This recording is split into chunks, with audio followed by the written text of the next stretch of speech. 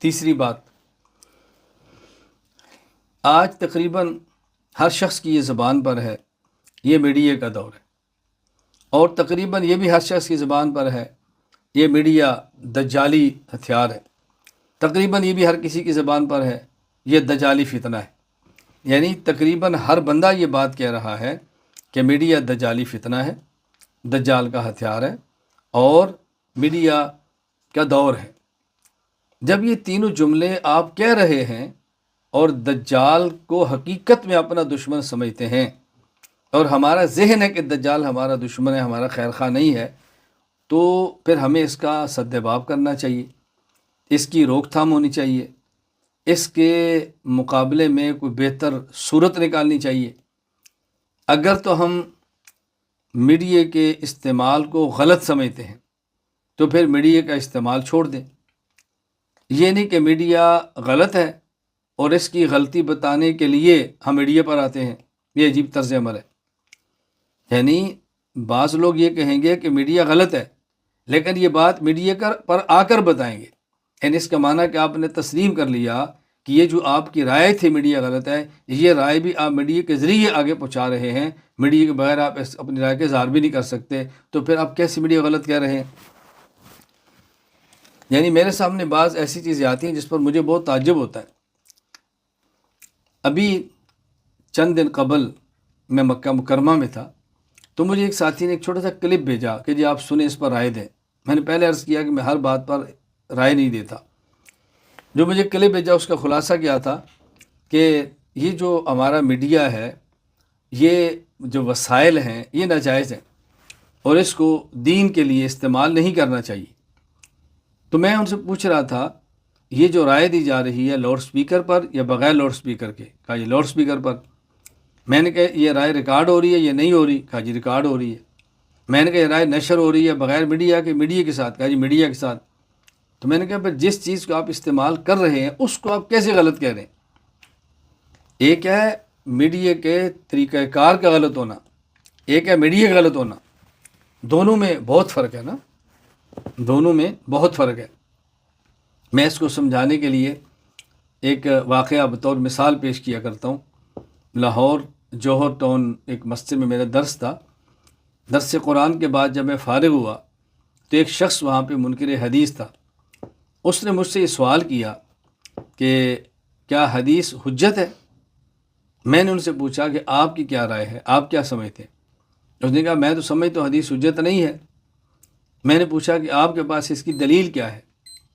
تو انہوں نے کہا کہ رسول اکرم صلی اللہ علیہ وسلم نے فرمایا ہے لا تکتبوا انی غیر القرآن او کما قال، کہ تم قرآن لکھا کرو، قرآن کے علاوہ مجھ سے جو بات سنو اور کوئی نہ لکھا کرو۔ تو قرآن کے علاوہ جو بات صحابہ حضور سے سنتے تھے رضی اللہ عنہ وہ تو حدیث تھی۔ اگر حدیث حجت ہوتی تو رسول اکرم صلی اللہ علیہ وسلم قرآن کی طرح اس کو بھی لکھنے کا حکم دیتے۔ میں نے ان سے سوال کی جو آپ نے ابھی مجھے عربی عبارت پڑھ کے سنائی ہے لا تکتبوا عنی غیر القرآن، یہ قرآن کا کون سا پارہ ہے اور یہ کون سی سورت کی کون سی آیت ہے؟ کہا یہ تو حدیث ہے۔ تو میں نے کہا آپ کہہ رہے ہیں کہ حدیث حجت نہیں، دلیل کیا ہے؟ حدیث میں آیا ہے۔ تو جب حدیث حجت ہی نہیں ہے تو آپ میرے خلاف پھر حدیث کیسے پیش کریں گے؟ یا آپ حدیث کو حجت مان لیں یا اس حدیث کو بطور دلیل پیش نہ کریں، کوئی اور دلیل پیش کریں۔ ادھر آپ کہتے ہیں کہ میڈیا کا استعمال دین کے لیے جائز نہیں ہے، اسی میڈیا پر اپنی اسی بات کو نشر کر رہے ہیں، تو یہ معیار مناسب نہیں ہے، یہ طرز عمل درست نہیں ہے۔ اس بات کو سمجھنے کی کوشش کریں۔ پہلی بات جو میں میڈیا کے حوالے سے سمجھانا چاہ رہا ہوں وہ یہ کہ میڈیا کی اہمیت کو سمجھیں۔ ہم ایک سیکنڈ میں اپنی ایک بات کو دنیا میں اربوں انسانوں تک پہنچا سکتے ہیں۔ ہم اپنی ایک بات ایک سیکنڈ میں اربوں انسانوں تک پہنچا سکتے ہیں، یہ میڈیا کی طاقت ہے۔ آپ بتائیں اس کی کتنی اہمیت ہوگی؟ یعنی ایک بہت بڑا مجمع، سٹیج، پنڈال لگا کے بہت بڑے خرچے کے ساتھ، بہت بڑی محنت کے ساتھ ہم وہ آواز نہیں لگا سکتے جو ہم آواز میڈیا کے ذریعے چند منٹوں میں لگا سکتے ہیں۔ تو اگر تو مقصود بات پہنچانا ہے تو آپ دیکھیں نا کتنا آسان ہے۔ ہم ایک بہت بڑا جلسہ منعقد کرتے ہیں، ایک بہت بڑا اجتماع منعقد کرتے ہیں، ایک بہت بڑا ہم گراؤنڈ طے کرتے ہیں، ہم نے اس میں اپنی بات کو کہنا ہے، اس کے لیے ہم اشتہار چھاپتے ہیں، وہ اشتہار تیار ہوتا ہے پریس میں، میڈیا ہے، ہم اس کے لیے میسج دیتے ہیں، وہ چلتا ہے موبائل پہ، وہ میڈیا ہے، پھر اس کے لیے ہم ٹکٹیں خریدتے ہیں، لوگ کوچ پر ٹرین پر آتے ہیں، یہ بھی وسائل ہیں، جہاز پر آتے ہیں، یہ بھی وسائل ہیں، تو ہم نے کتنا خرچ کیا ہے چند لاکھ لوگ یا چند ہزار یا چند سو اکٹھے کر کے بات سنانے کے لیے، اور اگر یہی بات ہم ہر کسی کو گھر میں بٹھا کر سنا دیتے تو آپ بتائیں کتنا فائدہ ہوتا۔ اس کا معنی ہرگز یہ نہیں ہے کہ میں کوئی اجتماعات کا مخالف ہوں، نہیں، وہ ایک طاقت ہے، وہ ایک طریقہ ہے، اس کے اپنے فوائد ہیں، اس میں کوئی اشکال نہیں ہے۔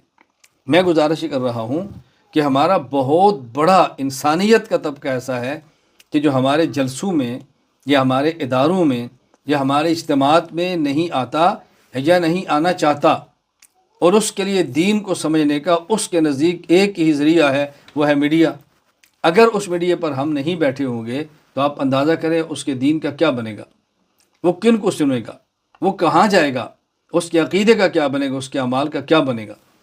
تو میڈیا کی اہمیت کا انکار نہیں کیا جا سکتا، میڈیا کی طاقت کا انکار نہیں کیا جا سکتا۔ میڈیا ایک سبب ہے اور اس سبب کا انکار نہیں کیا جا سکتا۔ پہلی بات یہ سمجھیں کہ میڈیا کی اہمیت کتنی ہے۔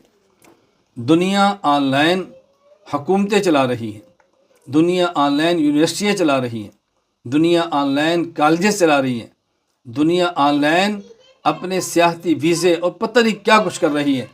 آج آپ دیکھیں عمرے پر آپ جانا چاہتے ہیں، گھر بیٹھے آپ کو ویزا ملتا ہے آن لائن۔ آپ حج پر جانا چاہتے ہیں، گھر بیٹھے آپ کو ویزا ملتا ہے آن لائن۔ آپ کا کھانا تیار ہو جاتا ہے، بک ہو جاتا ہے، ہوٹل بک ہو جاتا ہے، گاڑی بک ہو جاتی ہے گھر بیٹھے۔ تو یہ سارا کچھ دنیا کے لیے استعمال ہو رہا ہے، تو ہم اس کو دین کے لیے استعمال کیوں نہ کریں۔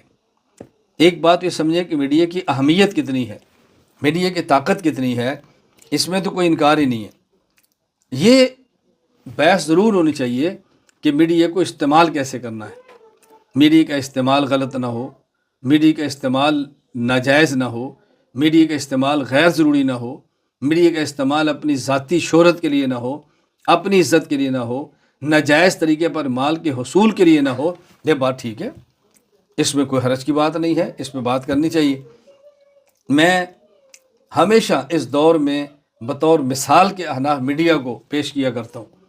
آپ میری گفتگو سن لیں، احناف میڈیا کو دیکھ لیں، آپ محسوس فرمائیں گے کہ ہم نے کس طرح اپنے موضوع اور اپنے کاس کے مطابق میڈیا کو استعمال کیا۔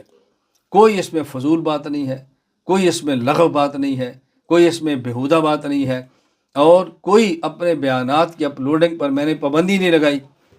میں نے اپنے نام سے کوئی ایسا چینل نہیں بنایا کہ اگر کوئی شخص میرے بیان کو اپنے چینل پر اپلوڈ کرے تو میں اس کو سٹرائک ماروں، میں اس پر پابندی لگواؤں، میں اس کے چینل کو بند کرواؤں۔ قطعاً ایسا نہیں ہے۔ ہر کسی کو میں نے حق دیا ہوا ہے، آپ میرے بیان کو اپلوڈ کر سکتے ہیں، میری جتنی کتب ہیں پی ڈی ایف کی صورت میں موجود ہے، آپ اس کو نشر کر سکتے ہیں۔ دنیا میں کوئی مکتبہ میری کتاب کو نشر کرتا ہے، میں اس سے کتاب کے حق یعنی اس کے بدلے میں کوئی معاوضہ نہیں لیتا، کچھ بھی نہیں لیتا۔ تو ہم نے تو یوں میڈیا کو کام کیا ہوا ہے، آپ میرے بیان نشر کریں، آپ چینل پر میرے بیان اپلوڈ کریں، آپ میری کتاب میری بغیر اجازت کے چھاپ لیں، بس تبدیلی نہ کریں، آپ میری پی ڈی ایف کو عام کر دیں، کوئی پابندی نہیں ہے۔ میں تو میڈیا کو یوں استعمال کر رہا ہوں۔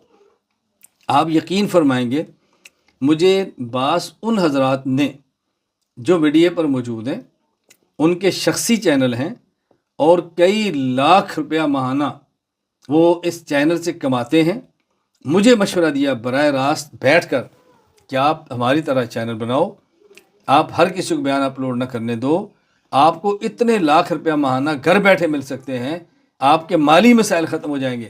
میں نے کہا آپ کی رائے ہے، میں آپ کی رائے کی قدر کرتا ہوں، لیکن میں اس رائے کو قبول نہیں کرتا۔ مجھے میرا اللہ میری ضرورت کے مطابق اس کے بغیر بھی دے رہا ہے، میرا اللہ مجھے میری ضرورت کے مطابق اس کے بغیر بھی دے رہا ہے۔ میں نے آج تک نہ اپنی کتاب کے چھاپنے پر پابندی لگائی، نہ اپنے بیان کے نشر کرنے پر پابندی لگائی، میں نے کبھی بھی اس پر پابندی نہیں لگائی۔ ہم دیکھو میڈیا کس انداز میں استعمال کر رہے ہیں، میں بھی تو استعمال کر رہا ہوں، اور میں اشتہارات کے ذریعے میڈیا سے کمائی نہیں کرتا، اشتہارات کے ذریعے پیسے نہیں کماتا۔ یوٹیوب کو کھلی ہم نے اجازت نہیں دی کہ ہمارے میڈیا پر جو چاہے اشتہار لگیں، وہ ٹیکنیکل چیزیں ہیں جو مجھ سے بہتر آپ سمجھتے ہیں، وہ مجھ سے بہتر آپ سمجھتے ہیں۔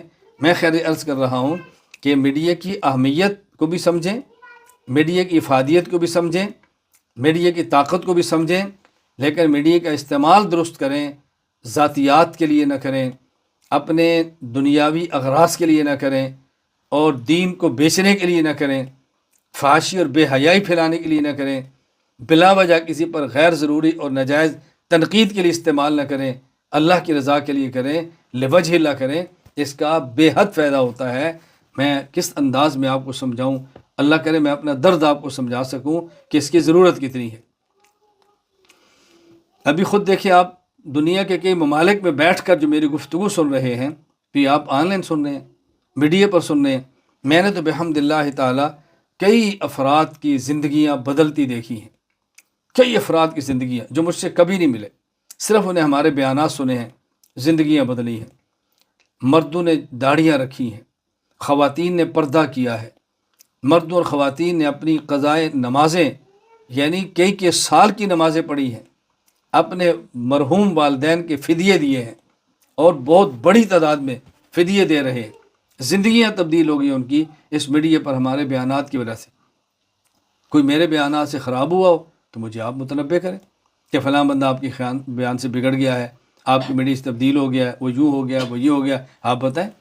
ہم میڈیا پر اپنے رواج کو، اپنی شرعی چیزوں کو، ہم اپنی مسنون زندگیوں کو، ہم ان چیزوں کو منظر عام پر لائیں نا۔